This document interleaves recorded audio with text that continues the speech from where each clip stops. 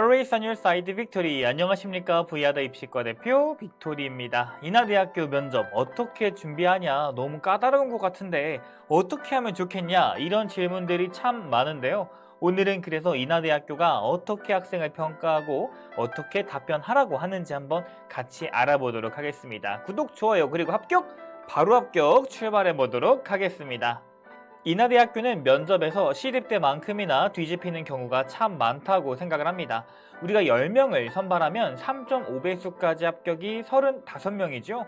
근데 1배수에서는 4명, 2배수에서는 3.5명, 3배수에서는 2명 정도가 선발된다고 합니다. 무슨 말이냐면 1배수에서 합격되더라도 떨어지는 친구가 6명이고 거의 꼴찌로 1차 합격이 되었어도 면접 잘 보면 2명 정도는 합격한다는 소리입니다. 이걸 보고 인하대가 면접의 비중이 높구나도 생각을 해봐야겠지만 내가 3배수에서 합격했다면 무조건 1배수 친구들보다 면접 답변을 잘해서 합격해야 된다는 소리입니다. 질문에 대한 답을 하겠다가 아니라 질문에 대한 확신과 합격 이유를 보여줘야 한다는 것입니다. 면접고사 일정입니다. 11월 16일, 11월 17일로 기타 다른 학교들과 면접날이 매우 겹쳐서 지원할 때도 고민이 많으셨을 겁니다. 이를 인하대학교는 물어보겠죠. 면접날도 겹치는 게 많았을 텐데 왜 우리 학과에 왔냐? 이런 거 저는 인하대학교 특히 많이 물어본다고 느낍니다. 본인의 학과의 면접고사 일자를 잘 확인해 주시고요. 자, 이제 어떤 평가를 하는지 한번 알아보겠습니다. 우선 8분에서 10분 사이 면접이 진행되고 개별 면접이고요. 서류 신뢰도 평가하겠죠. 그리고 평가 요소는 기초 학업 역량, 진로 탐구 역량, 의사소통 역량이 중요하다라고 합니다. 그럼 이 세 가지 요소 뭘까요? 한번 같이 알아보도록 할게요. 기초 역량 평가는 성적이 어떠한지, 올라가고는 있는지, 떨어지고는 있는지 묻습니다.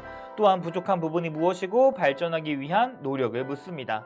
이 말은 성적에 대한 질문 그리고 어려웠던 탐구활동에 대해서 어떻게 발전했는지 물을 수 있습니다. 진로에 대한 탐구활동과 지식의 깊이를 더하기 위해 노력하는지도 묻고 있습니다. 이 말은 진로에 대한 탐구활동을 물을 것이고요. 그 탐구활동의 개념과 원리 등을 물을 수 있습니다. 질문에 대한 답변이 구체적이면 좋겠죠? 마지막으로 공동체 역량에 대해서 배려를 한 경험과 공동체의 발전을 위한 경험을 묻고 있습니다. 이렇게 세 가지의 평가 항목이 있으니 우리는 면접관이 질문을 할 때 이게 어떤 평가를 하기 위한 질문인지를 캐치하고 답변을 해주셔야 됩니다. 자, 그러면 어떤 생기부에서 어떤 평가를 내리는지 한번 보도록 하겠습니다. 상단에 기초 학업 역량 평가라고 되어 있습니다. 그럼 이건 학업 역량을 평가하기 위한 질문이겠죠. 물리학에 대해서 비교하고 조사했는데 차이점을 묻고 있습니다. 이건 본인의 교과 지식의 깊이에 대한 답을 해야겠죠. 저라면 열 펌프, 열 기관의 원리를 설명하고 차이점을 설명할 것 같습니다. 이를 통해 내가 지식이 어떻게 확장되었는지도 설명할 거고요. 이러한 지식이 실생활에 활용된 사례를 추가적으로 이야기해 주신다면 더더욱 본인이 이러한 개념을 잘 이해했다고 받아들일 수 있을 것 같습니다. 다음은 이 질문이 나온 이유를 우리는 한번 생각해 볼 필요가 있습니다. 과가 스포츠 과학과입니다. 근데 질문은 저출산 고령화예요. 즉 전공에 대한 질문만 내지 않을 거야 라는 의미를 내포하고 있습니다. 또한 탐구에 대한 진위 파악보다는 본인의 생각과 의견을 묻고 있습니다. 스포츠 과학과에서요.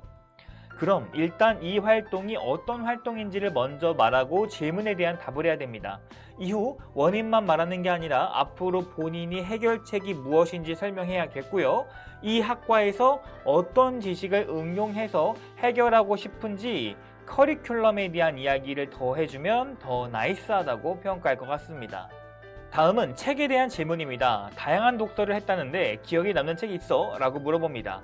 그럼 그 책을 읽게 된 동기, 이유를 먼저 설명하고 책 내용을 그 다음에 간략하게 설명합니다.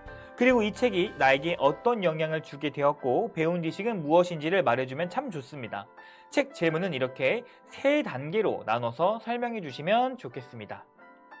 자, 그 다음 이 부분 뭘 물어보나요? 어려움은 없었냐? 라고 물어봤습니다. 그러면은 이 답변에서 너무 어려워요 를 말하는 게 아니라 어떤 부분이 어려웠으나 어떻게 극복했는지를 묻는 답변입니다.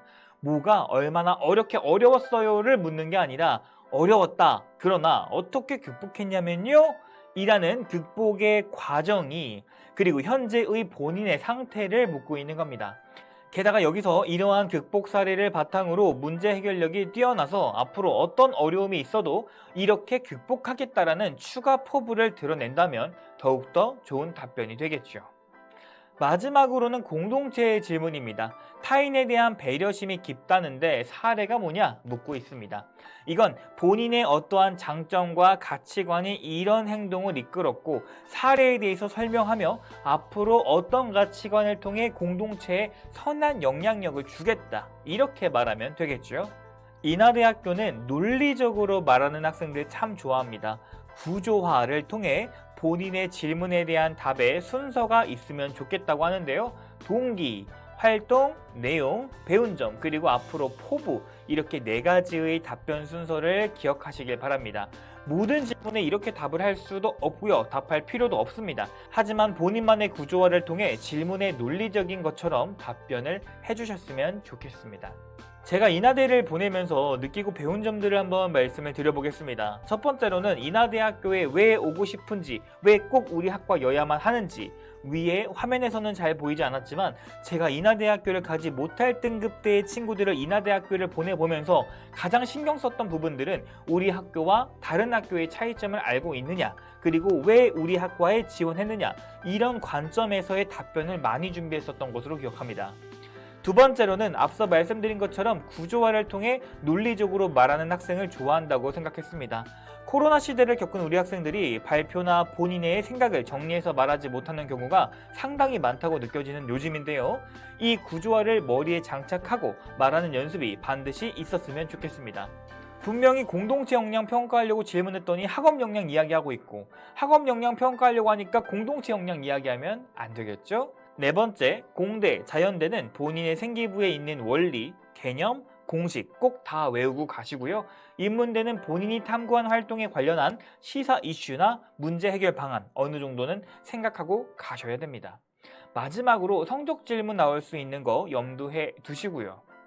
세배수에서 최초합이 뜨려면 위에 해당되는 이러한 내용들 꼭 참고하셨으면 좋겠고요.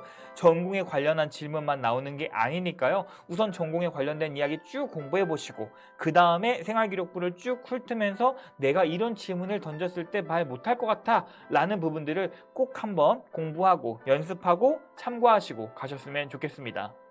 인하대학교를 제가 한 3번 정도 가본 것 같은데요. 정말 크긴 크더라고요. 미리 가서 쭉 한 바퀴 돌고 어떤 건물에서 내가 면접을 볼지 생각해 보시고요. 자차를 이용하시는 분들은 주변의 주차장을 꼭 확인하시고 차에서 학생들이 마지막까지 연습할 수 있게끔 공간을 만들어 주셨으면 좋겠습니다.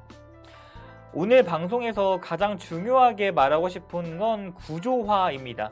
어떤 답변을 하던 틀을 가지고 이야기를 하면 나도 모르게 논리적인 답변을 하실 수 있을 겁니다. 지금까지 부야다 입시과 대표 이우승입니다. 시청해주신 모든 여러분 대학 합격하셨으면 좋겠습니다.